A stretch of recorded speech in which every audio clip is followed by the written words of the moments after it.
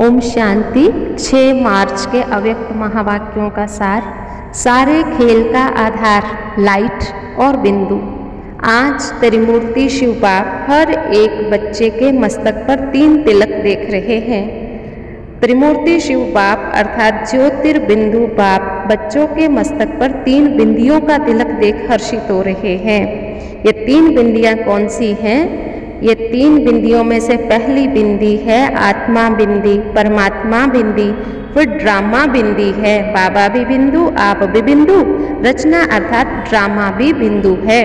और सारी प्रकृति का जो खेल है वो भी 2 बातों के आधार पर है। एक है बिंदु और दूसरा है लाइट, ज्योति। बाप को सिर्फ बिंदु नहीं लेकिन ज्योतिर्बिंदु कहा जाता है। आज संसार में अगर लाइट फेल हो जाए तो 1 सेकंड में संसार नहीं लगेगा। जो भी सुख के साधन है उन सब का आधार क्या है? लाइट है। रचयिता स्वयं भी लाइट है लेकिन प्रकृति की लाइट अविनाशी नहीं है। जो सारा खेल बिंदु और लाइट पर है। आज के यादगार दिवस को विशेष निराकार रूप में मनाते हैं। कभी सोचा था कि हम आत्माएं ऐसे पद्मा पदम भाग्यवान हैं जो डायरेक्ट त्रिमूर्ति शिव बाबा के साथ साकार रूप में जयंती मनाएंगे? कभी स्वप्न में तो क्या, संकल्प में भी नहीं था, लेकिन अभी मना रहे हो। तो शक्तिशाली कौन, आप या बाप? बाप कहते पहले आप। अगर बच्चे ही नहीं होते तो बाबा भी आकर क्या करता? इसलिए पहले बाबा बच्चों को मुबारक देता है। मन की मोहब्बत की मुबारक। बाबा को दिल में प्रत्यक्ष कर लिया तो दिल में बाबा को प्रत्यक्ष करने की मुबारक। साथ साथ विश्व की सर्वात्माओं प्रति रहम दिल, विश्व कल्याणकारी की शुभ भावना, शुभकामना से विश्व के आगे बाप को प्रत्यक्ष करने की सेवा के उमंग उत्साह की मुबारक। बाप दादा बच्चों का उमंग उत्साह देख करके खुश हो रहे हैं। बाबा कहते सेवा करना अर्थात उत्साह से उत्सव मनाना। जितनी बड़ी सेवा करते हो बेहद की, उतना ही बेहद का उत्सव मनाते हो। सेवा का अर्थ क्या है? बाबा के परिचय द्वारा उत्साह बढ़ाना, आत्माओं को खुशी की झलक का अनुभव कराना। अभी किसी भी आत्मा को देखते, चाहे आज के संसार की कितनी भी बड़ी क्यों ना हो, लेकिन आपके मन में क्या आता है? शुभ भावना उठती है ना कि ये आत्मा भी बाबा से प्राप्ति की अंजलि ले लेवे। इस संकल्प से उस आत्मा से मिलते हो तो यह शुभ भावना का फल उस आत्मा को अनुभव करने का बल मिलता है। शुभ भावना आपकी है लेकिन भावना का फल उनको मिल जाता है क्योंकि आप श्रेष्ठ आत्माओं के शुभ संकल्पों में बहुत शक्ति है। आप एक श्रेष्ठ आत्मा का एक शुभ संकल्प वायुमंडल की सृष्टि रचता है। कहते भी है ना, संकल्प से सृष्टि रची। तो शुभ भावना, शुभ कामना चारों ओर के वातावरण सृष्टि को बदलने वाली है। इसलिए हर आत्मा को अच्छे से अच्छा अनुभव होता है कि इनका संसार तो न्यारा है, फरिश्तों जैसी आत्माएं हैं। कैसी भी आत्मा हो यहाँ आकर के उत्साह में तो आ ही जाती है। तो उत्साह में रहना, उत्साह दिलाना। कभी माथा भारी तो नहीं होता है, बोझ तो नहीं लगता है, दिल शिकस्त तो नहीं होते हो। जब किसी को थकावट होती है या दिल सुस्त होता है तो दुनिया में भी क्या करते हैं? कोई ना कोई मनोरंजन के स्थान पर चले जाते हैं कि आज माथा बहुत भारी है, चलो मनोरंजन चाहिए। उत्सव का अर्थ ही होता है मौज मनाना। खाओ पियो मौज करो, यह उत्सव है। ब्राह्मणों का तो हर घड़ी उत्सव है, हर कर्म उत्सव है। उत्सव मनाने में थकावट होती है क्या?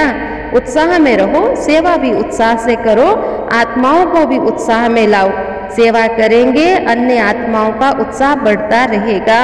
सर्कमस्टांसेस कैसी भी हो, जब उत्सव और उत्साह ये दोनों होते हैं तो परिस्थितियां वार नहीं करती हैं। जब उत्साह कम होता है तो परिस्थिति वार करती है। तो आज उत्सव मनाने आए हो ना, ये अंडरलाइन करो, हर घड़ी उत्सव है।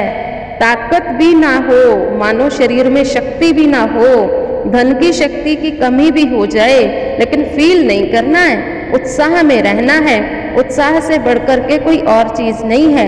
उत्साह होगा तो बहुत सारे आपके सहयोगी बन जाएंगे। धन की कमी भी होगी तो भी उत्साह धन को खींच के ले आएगा। उत्साह ऐसा चुंबक है, तो सदा हिम्मत रखनी है, उत्साह में रहना है। उत्साह धूल को भी धन बना देगा, इतना परिवर्तन करता है उत्साह। तो सदा उत्साह में रहना, उत्साह फैलाना, उमंग उत्साह।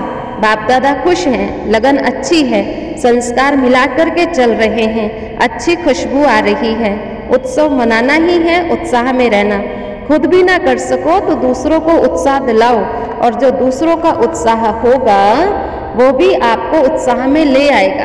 बाबा कहते देखो कभी कोई चांस 14 आने उत्साह हो जाता है तो दूसरे 16 आने उत्साह दूसरों को दिला दो, फिर 2 आना आपका भी बढ़ जाएगा। ब्रह्मा बाबा कोयले भी उठाते थे तो बहुत उत्साह से उठाते थे, तो हमें भी सदा उत्साह में ही रहना है। फिर शिव बाबा ने देखा कि बच्चे कितना खेल करते हैं, कभी कहाँ कभी कहाँ, कभी कितनी चढ़ती कला, कभी चलते चलते रुक जाते हैं, कभी पीछे हटाने वाले, कभी रुकने वाले, कभी स्पीड चेंज करने वाले, कभी कैसे बन जाते हैं।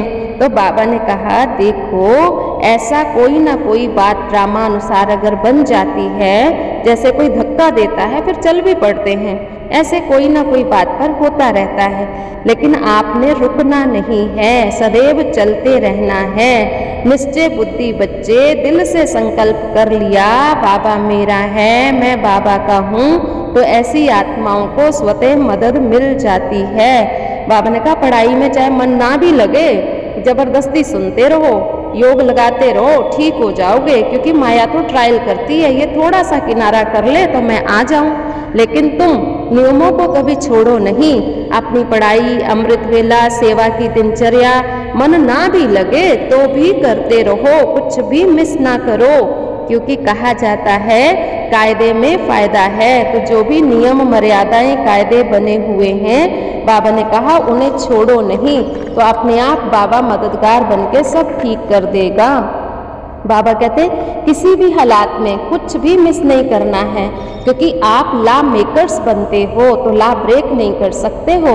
आदि मध्य अंत की नॉलेज भी आप बच्चों को है, जैसे बाबा को याद करना मिस नहीं करते, ऐसे मुरली भी मिस नहीं करना है।